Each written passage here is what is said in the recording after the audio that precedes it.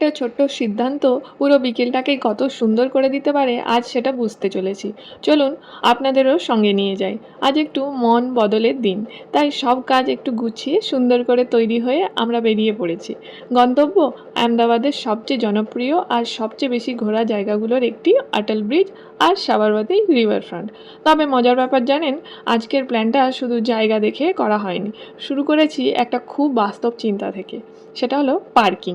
গুজরাতে ঘুরতে বেরোলে একটা প্রশ্ন আগে মাথায় আসে, গাড়িটা রাখবো কোথায়।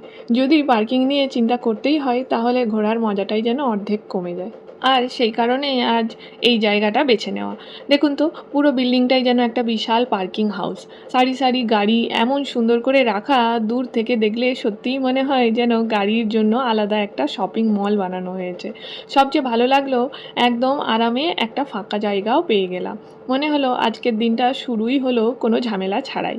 আর এখানেই শেষ নয়, এই পার্কিংয়ের ভেতর থেকেই রয়েছে একটা সুন্দর যেটা সোজা নিয়ে যাবে আমাদের রিভার ফ্রন্ট আর অটল ব্রিজের দিকে।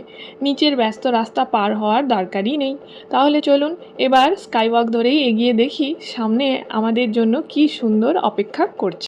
স্কাইওয়াক দিয়ে হাঁটতে হাঁটতেই মনে হচ্ছিল গন্তব্যে পৌঁছানোর তারার থেকেও এই পথটাকে উপভোগ করাই যেন বেশি সুন্দর। ওপর থেকে চারপাশটা একেবারে অন্যরকম লাগে। নিচে ব্যস্ত শহর আর ওপরে হালকা বাতাস, সব মিলিয়ে একটা অদ্ভুত শান্তি। প্রকৃতির একটা নিজস্ব জাদু আছে, তাই না? যতবারই দেখি ততবারই নতুন লাগে, আর একটু উঁচু থেকে দেখলে সেই সৌন্দর্য যেন আরও অনেকটা বেড়ে যায়। দূর থেকে দেখুন, ফুলে সাজানো সেই সুন্দর অংশটা চোখে পড়ছে, আর ঠিক তার পেছনেই দাঁড়িয়ে আছে আমাদের সবার চেনা জনপ্রিয় অটল ব্রিজ।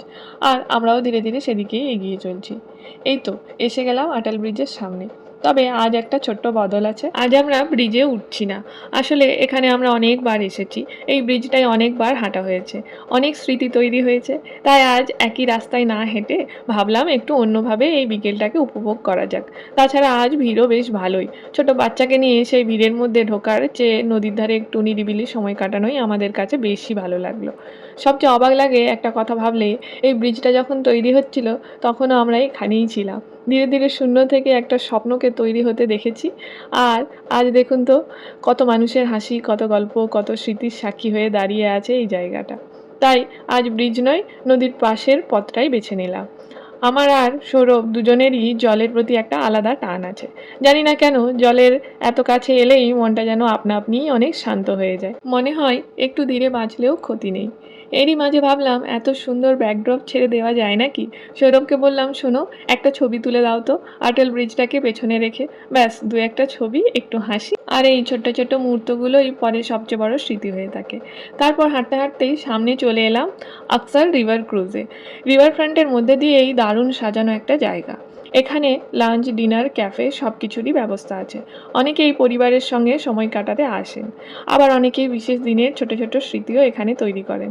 চারপাশটা এত সুন্দর করে সাজানো, নদীর হাওয়া, আলোর ঝিলিক, আর তার সঙ্গে ভেসে আসছে প্রাণ খোলা গান। সত্যি বলছি, এমন পরিবেশ ধীরে ধীরে হাঁটতে হাঁটতেই মনে হচ্ছিল আজ আর কোথাও পৌঁছানোর তাড়া নেই। এই মুহূর্তটুকুই যেন পুরো বিকেলের সবচেয়ে সুন্দর অংশ।